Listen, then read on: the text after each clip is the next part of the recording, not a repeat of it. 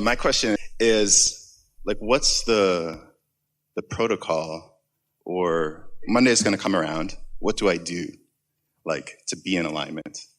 Well, we have a question or two for you. Is it easier for you to be in alignment the day before Monday? No, actually, you know what? I'm in this really cool place where... Is Monday a cliff? I've gotten to, like, this amazing place where I have, like, freedom to, like, I could do what I want on Monday, And, I mean, if I work more, then there's more. But I guess my question is, okay, like Monday I wake up, or let's say tomorrow, everyone's going to leave this seminar. And how do you get into alignment? What's the best way? Well, you might not realize the perfection of your question, but we like it so much for this reason. In your question is the answer to everything. Whoops, we're out of time. In your question is the answer to everything, because you are anticipating something that's out there. And even though Monday isn't here yet, you are already wanting to get your juices flowing toward Monday. It's what we were talking about just now. So you came from source energy. Here you are in this body, but only part of you is here. A larger part of you is still non-physical. We know you've heard that so many times. Your inner being is in real time focused upon whatever you're focused upon, and having an opinion about it, a perspective about it, and law of attraction is responding to that perspective. So when life shows you some contrast, that rocket of desire that we've been talking about all of these years that you launch is what your inner being takes from that interchange. Your inner being is having the experience with you and taking from it what your inner being knows that you do want. So this is our way. We're going to keep going back and forth until you are really up to speed with what we mean. So your inner being is already living the fullness of what Monday will be for you, even though it might be several days for you before Monday. Your inner being already knows the potential of Monday for you and holds that. Now, here you are a day or two or three or four before that, focusing on whatever you're focused upon. And if you're finding things to complain about today, then you're not preparing yourself for the rendezvous that your inner being is already prepared for, to rendezvous with you on Monday. We can find a better way of saying this to you. It's important to know that everything that's going to happen to you has already vibrationally happened.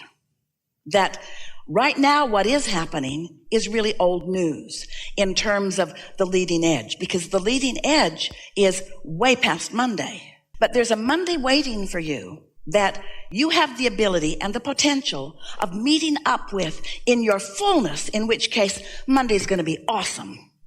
Or you can let today and the troubles of today fill your head with so much awareness and cause you to offer so much vibration that, just like in the train analogy, you've got vibrations going in opposing directions. And so when you come into Monday, you're not ready for the Monday that your inner being is ready for, and Monday is going to suck for you. And the only reason that anything ever doesn't feel good to you is because you're off kilter, you're out of vibrational sequence, you're not in alignment with your counterpart, your non-physical counterpart, who is always having an awesome day. Always having an awesome day. So we liked your question because you're asking, what's the protocol? That's what we heard you say. How do I get ready for Monday? And it's really enjoy Saturday and really enjoy Sunday. In other words, find as many positive aspects as you can. Look for as many reasons. Check your mood. Tend to your attitude. Look for reasons to feel good, reasons to feel good, reasons to feel good, reasons to feel good, reasons to feel good. And in doing so, you get that going, momentum. Only the engine's going that way.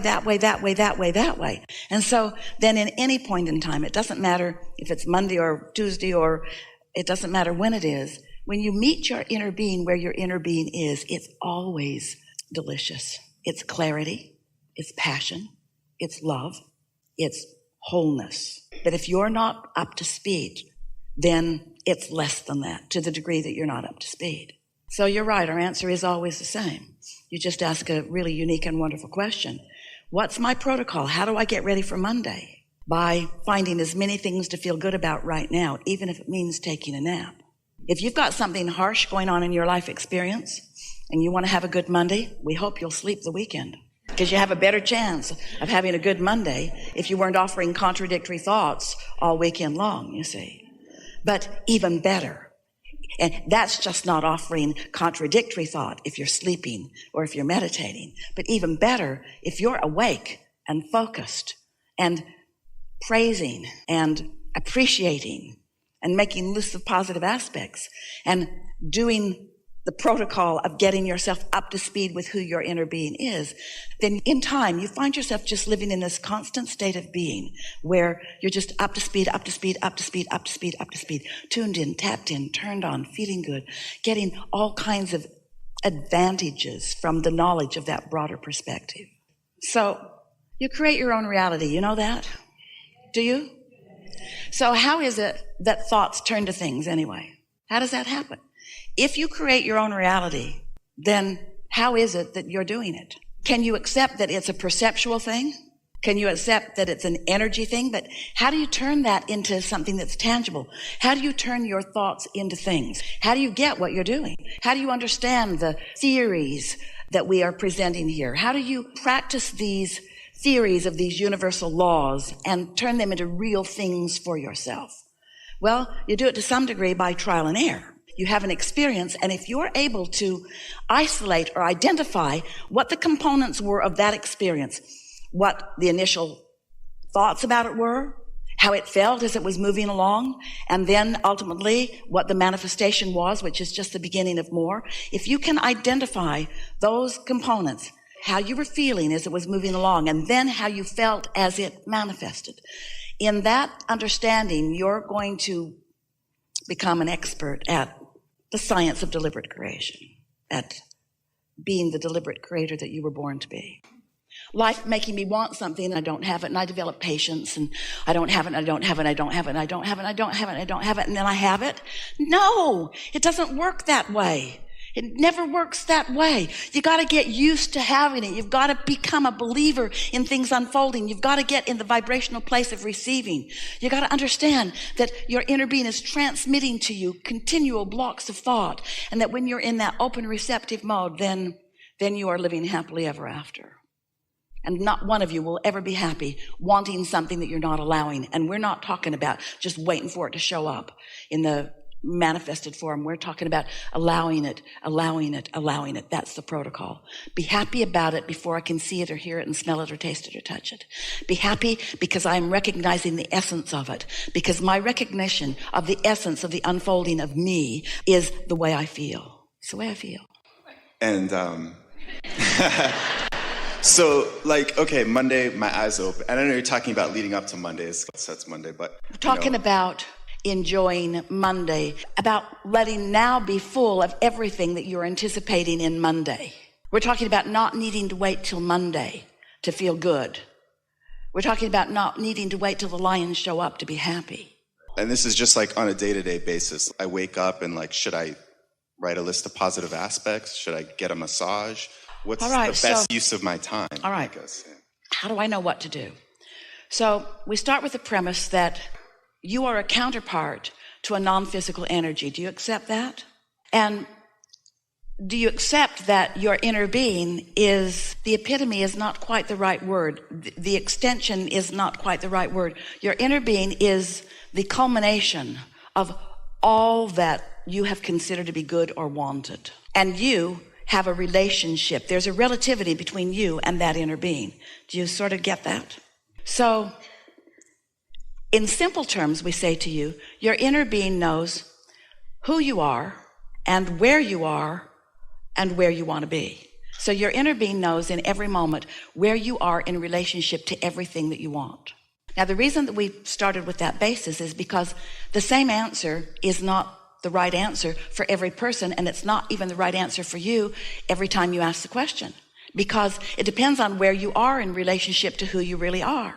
So let's say that you've been thinking about something that you want particularly a lot. And you've put an engine down over here. And then you've noticed that it hasn't come yet, so you put one over here, and which makes you want it more, so you put another engine there, which makes you notice that you don't have it yet, which makes you put an engine there. So you've got lots of engines stacked up in opposing directions, and so you're not really going anywhere. And there's a strong dominant resistance going on within you. And your inner being is still calling you. If your inner being wouldn't call you toward what you want, you wouldn't feel the tension of pulling yourself in opposition.